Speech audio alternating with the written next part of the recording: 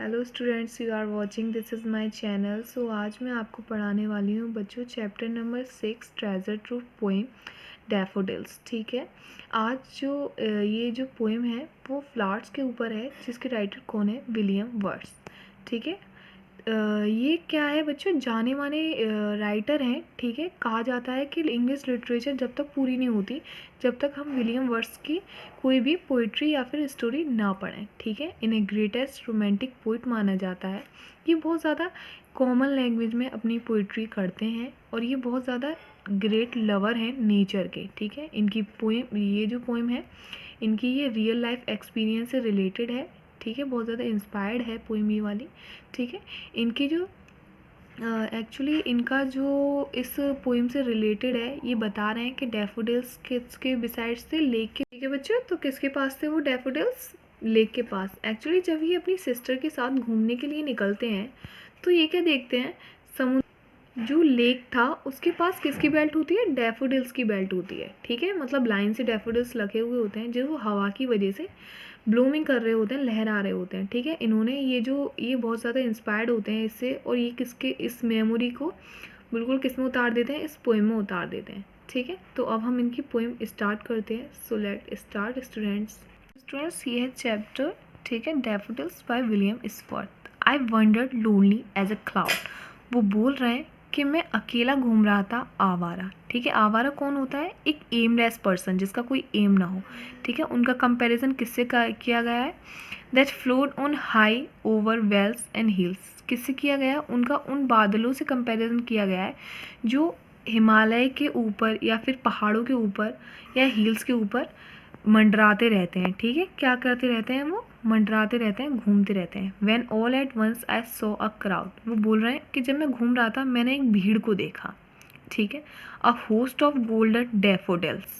कह रहे हैं कि वो भीड़ किसकी थी? ऐसा लग रहा था बहुत ही ज़्यादा मनोरंजक। कौन है? गोल्डन डैफोडिल्स, मतलब कमल के फूल। ठीक है बच्चों, beside the lake beneath the tree. किसके पास थे बेटा? वो लेक के पास थे, ट्रीज के नीचे थे। उनका झुंड था पूरा, fluttering and dancing in the bridge. वो बोल रहे हैं कि वो घूम रहे थे, फ्लटरिंग, लहरा रहे थे, और लग रहे थे जैसे कि वो डांस कर रहे हैं उस बहती हुई हवा के साथ। ठीक है, उस बहती हुई हवा का पूरा आनंद लेकर वो नाच रहे हैं। ठीक है, अब नेक्स्ट स्टैंजा है students. Continuous at the stars that shine and twinkle on the milky way. बच्चों, वो कैसे थे? उन सितारों की तरह चमक रहे थे जिनको गिनना आसान नहीं है। अनगिनत थे वो, और क्या ऐसा लग रहा था जैसे मिल्की वे में वो चमक रहे हों। ठीक है, क्या जो आकाश में है वो चमक रहे हों। That stretch in never ending line. वो बोल रहे हैं कि वो लेक के पास आसपास इतने फैले हुए थे कि शायद उनकी कोई सीमा नहीं थी ख़त्म होने की। Alone the margin of the way.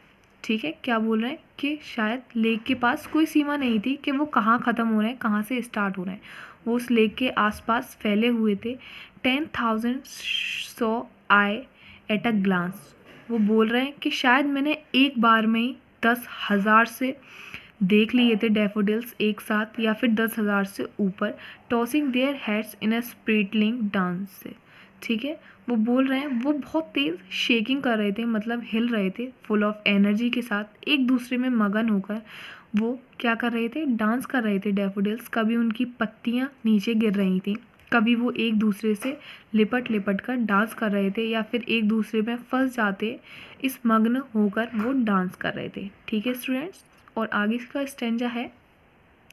The waves beside them dance but they outdid the sparkling waves in glee. वो बोल रहे हैं कि डैफोडिल्स के पास जो झील थी, ठीक है, उसकी लहरें नृत्य करती हुई दिखाई दे रही थी, जैसे वो डांस कर रही हूँ, और सूरज की जो किरणें थी वो उसके ऊपर पड़ रही थी, जिसकी वजह से वो चमक रही थी।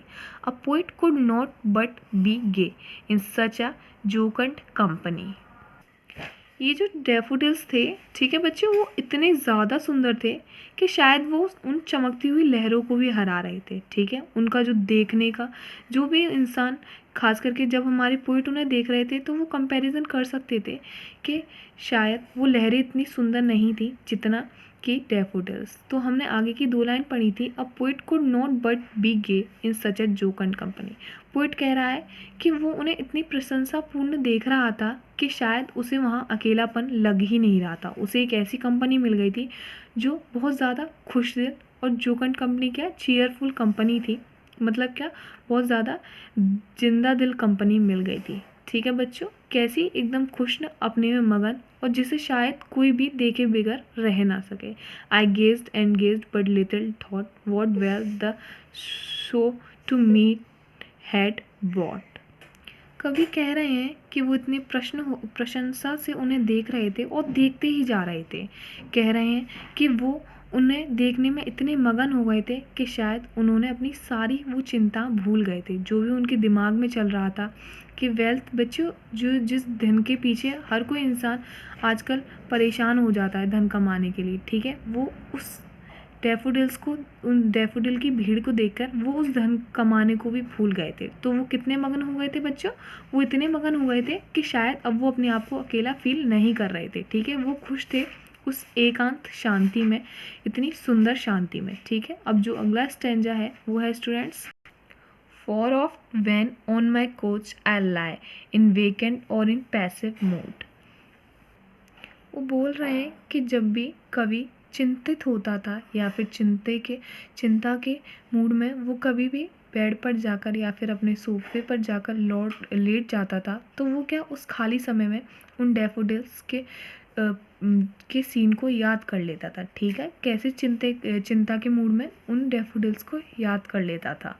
ठीक है स्टूडेंट्स, अब आगे की जो लाइन है, दे flash upon that inward eyes which is the ब्लिश of solitude. ठीक है, वो कह रहे हैं कि वो अपनी आंखें बंद कर कर उस दृश्य को याद करता था जिससे बहुत ज़्यादा वो प्रसन्न हुआ था, जिस दृश्य को वो अभी तक नहीं भूल पाया था। ठीक है, and then my heart with pleasure fills and dance with the daffodils. वो कह रहा है कि उस दृश्य में वो इतना खो गया था उस टाइम कि अब जब कभी भी वो उसे याद करता है तो उसका दिल खुशियों से भर जाता है और उसे ऐसा लगता है कि वो भी उन डैफोडिल्स के साथ डांस कर रहा है।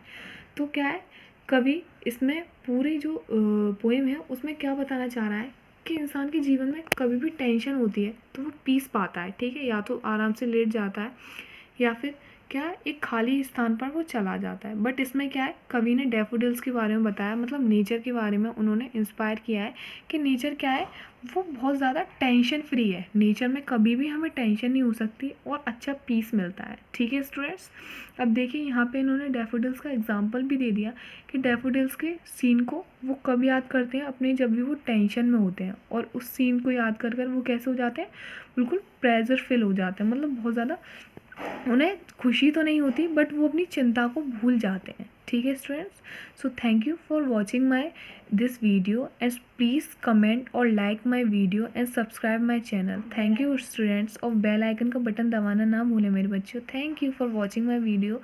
ठीक है, और अपनी तैयारी करें आप। All the best.